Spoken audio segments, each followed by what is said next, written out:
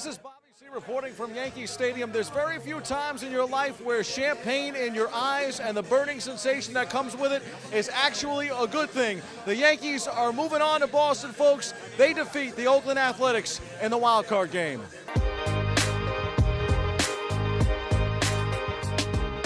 The crowd set the tone for us, just coming out, before the national anthem was even over, they were going crazy, and, this whole team, this whole city, fed off that energy.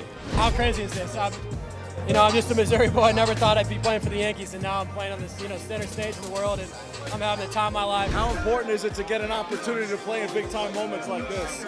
It's amazing. I would have never knew I'd be in this position. That's the crazy thing about baseball. We can take you on some crazy rides. And just to be in this position is it's definitely a blessing. How great does this feel? I know last year you guys were so close to the World Series. Just to be back on track to maybe get there again this year. It feels amazing. I mean, for us to be able to get back and playing in the postseason is going to be huge. Having the best bullpen in the game is, it's quite a tool we got. Especially with the 7 years of starters we have. We just go 4 or 5 innings and hand it off to the bullpen.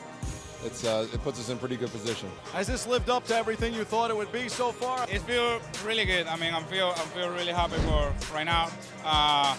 The team do a really good job tonight, and we're happy. I mean, we enjoy the moment and ready for the Boston series. We never breathe because, it's the next series comes up, so there's no chilling time, You got to focus on doing your job and go from there. So there's no relaxing time, no just breathe and everything because, you want to win the first one to go to the next one. So our plan is to make it all the way to the end. The Yankees and Red Sox don't meet each other too often in the postseason, so it's going to be a fun series. It'll be a fun weekend, and obviously we're excited to be moving on and get a chance to play them.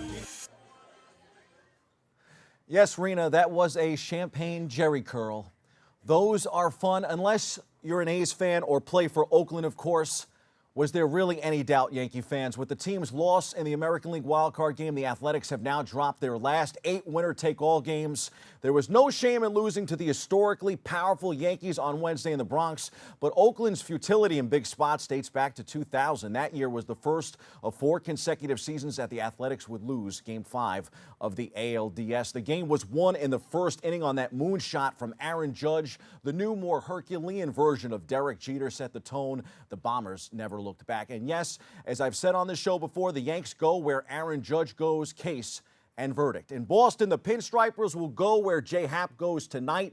The Red Sox killer will toe the rubber and oppose Yankee killer Chris Sale, 7:32 first pitch. The left-handed Happ has been one of the Yankees' strongest pitchers of late, going 7-0 in 11 starts he made after being traded from Toronto on July 26th. Happ won the first 5 games he appeared in with the Yankees. He finished the regular season with a 17-6 overall record and a 3.65 ERA. He went 1-1 with a 1.99 ERA in 4 starts against the Red Sox this season. Since 2015, Happ has been an impressive 5-1 against the Red Sox, compiling a 1.98 ERA with 58 strikeouts and just 23 walks in 12 starts, while limiting Boston to a 199 batting average. Yanks will follow Happ with Masahiro Tanaka in Game 2.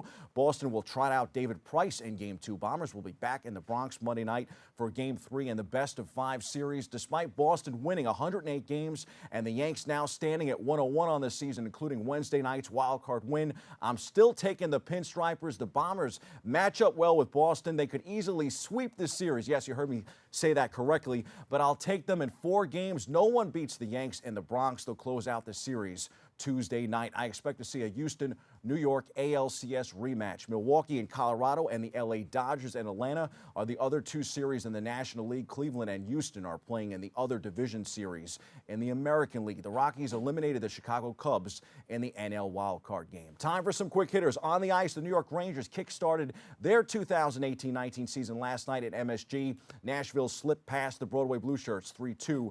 The Rangers will look to bounce back Saturday night in Buffalo. In Carolina, the Islanders skated past the Hurricanes in overtime 2-1. They'll host Nashville Saturday. The Devils will take on Edmonton in their season opener Saturday in New Jersey. From the NBA preseason, the New York Knicks are 2-0 following Monday's overtime victory against Washington and Wednesday night's 107-102 win against the Nets in Brooklyn. The Nets will be back in action in Detroit Monday night. The Knicks are home tonight for New Orleans. LeBron James and the LA Lakers are 1-2 to start the preseason, but look sharp in a 128-123 final against Sacramento Thursday night. Brooklyn native Lance Stevenson had the new look Showtime Lakers moving and grooving.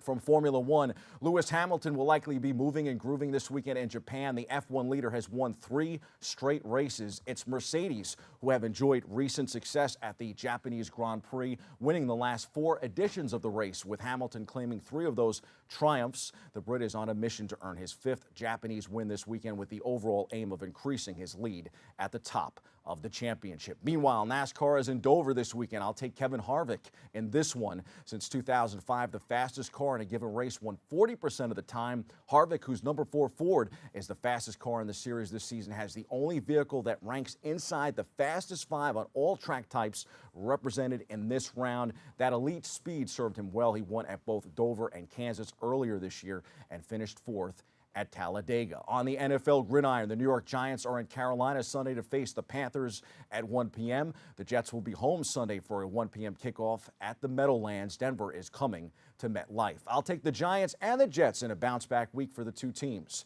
The New England Patriots continued their bounce-back on Thursday Night Football last night, 2 in a row. Pats quarterback Tom Brady became the 3rd player in NFL history to throw 500 touchdown passes, reaching the mark in the 4th quarter on Thursday night's game against the Indianapolis Colts. Brady connected with wide receiver Josh Gordon on a 39-yard pass with 9:19 left to join Peyton Manning and Brett Favre as the only quarterbacks to throw for 500 touchdowns. New Orleans Saints quarterback Drew Brees is on the cusp of becoming the 4th. Pats win 38-24.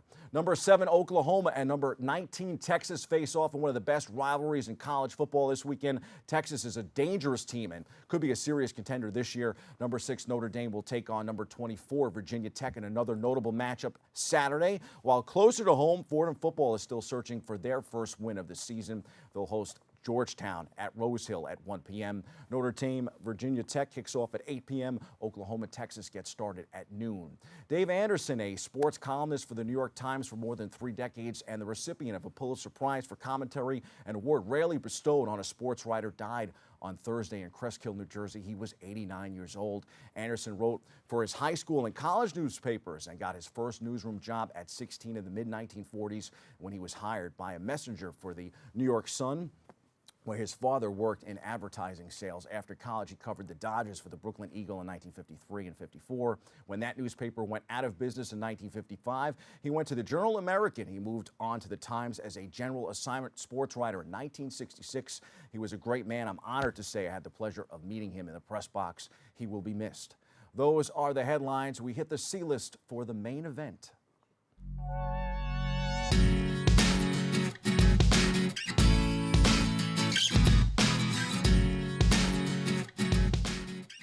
This Saturday night is the biggest fight in UFC history. Khabib Nurmagomedov at 26-0 will likely somehow be a slight underdog by the time he and Conor McGregor hit the cage in Las Vegas. Conor has a way of inspiring belief and faith in everyone, and while I love watching him fight and listening to him in press conferences, I think this time Conor is going down. He looks invincible, right? The infamous Irish phenom has been on the cover of GQ, was listed in the top 5 of Forbes' highest paid athletes this year, just dropped his own Irish whiskey and cashed in on $100 million in 2017 for a boxing match against Floyd Mayweather. As a 2-division champion who never lost his titles, he had them taken from his waist during his 2-year hiatus from the UFC. McGregor is the face of MMA. Nurmagomedov has been clear about what he wants to do. He wants to take it all away from McGregor. He doesn't want to beat McGregor. He wants to destroy him. He wants this to be his story. Chris Weidman took out longtime middleweight champion Anderson Silva